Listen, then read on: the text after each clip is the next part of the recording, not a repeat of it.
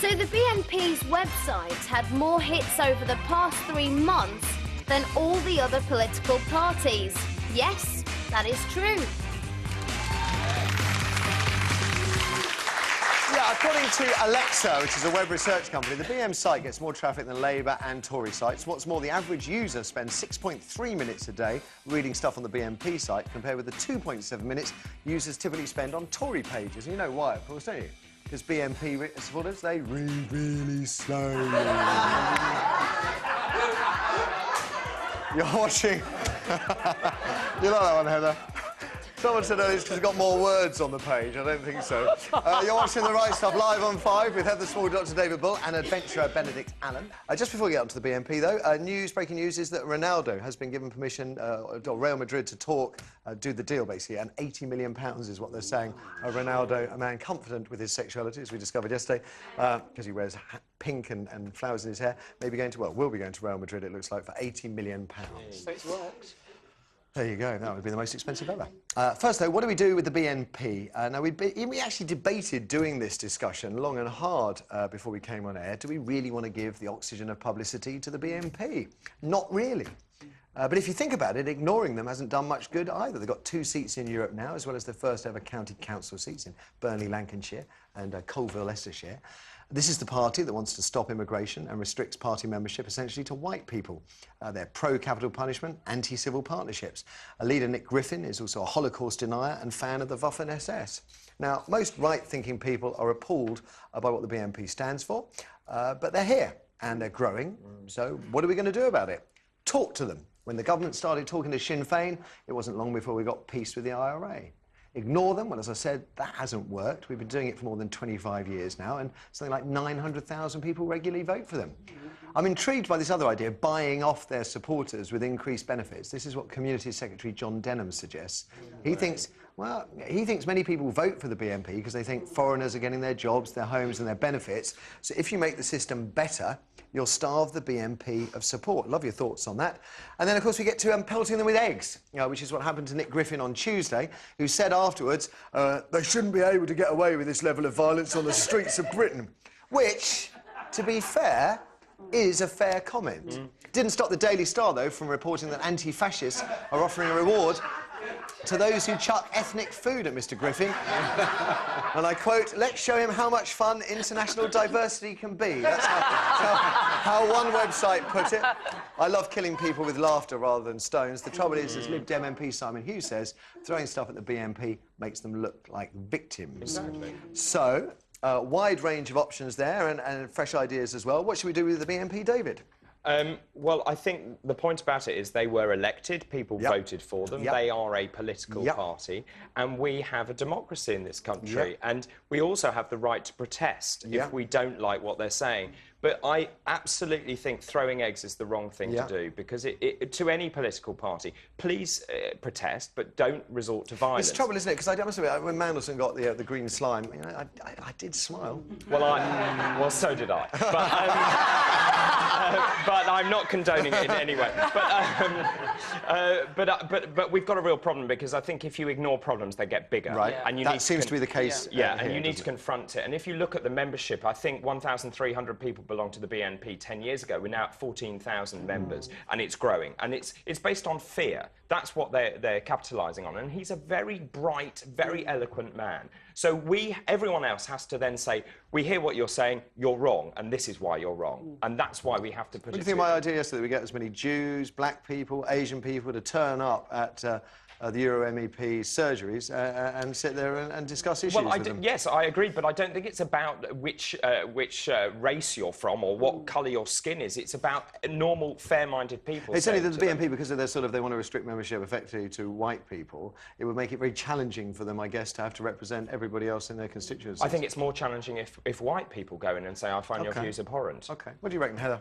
I agree with David to some extent as well. I mean, seeing him, the egg throwing, you know, there's a part of you that's the youthful part that thinks, oh, well done. But if he'd smacked someone, right, then we wouldn't have liked him. But he held himself with dignity, and it makes the aggressors look bad. And so then it sort of diminishes the real threat that the BNP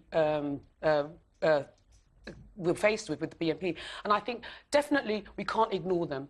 I think that we should let them speak, because the more they speak, the more you understand their racist policies and how bad their policies are. They don't have any policies. Their main thing is, we will let everyone who's an immigrant or doesn't look like us, they will go home. and when all these people go home, the country will collapse. That is not an alternative to the economic solutions that we need. And I think if we let them speak, they will hang themselves with their own words. Yeah. OK. Where do you stand on this, Benedict?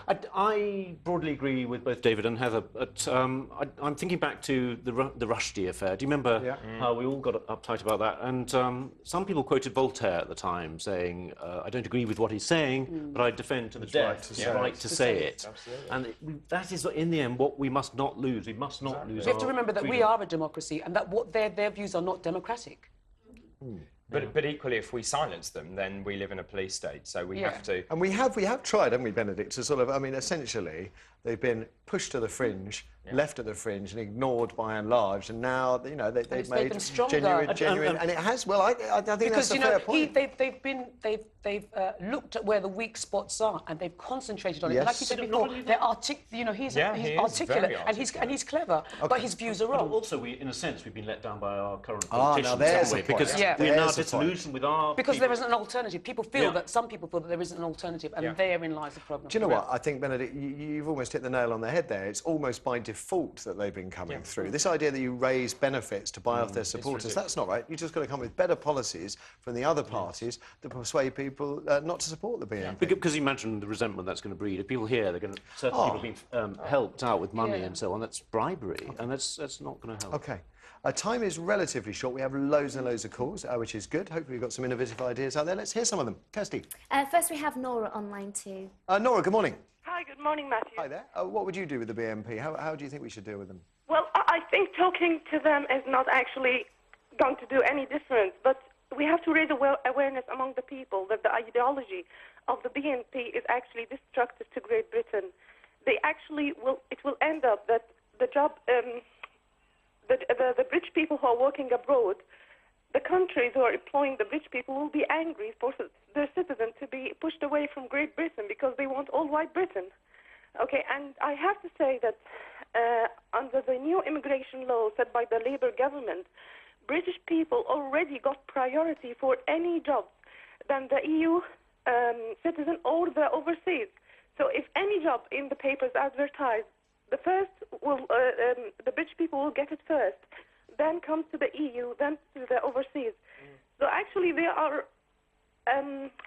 giving the people the wrong idea that the immigrants are coming to this country to take their... I know. I go round and round in circles trying to explain that we've had 1 million people unemployed even during the good times in this country. British citizens happy to take benefits when there were so many jobs going begging that hoteliers, restaurant bosses were desperate for immigrants to come in and do them.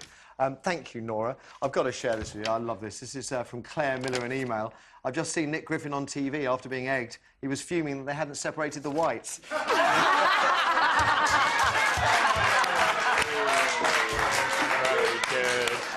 Nora, thank you. Let's have another go. We have Clementine on line 3. Clementine, good morning. Good morning, Matthew. What should we do with the BNP, my dear? Well, some of my points have already been said. OK. All I'm saying is that the BNP will never go away. You're saying that they came into power by default, yes, but then the mainstream political parties need to address the needs of the grassroots, the things that affect the common people on the ground.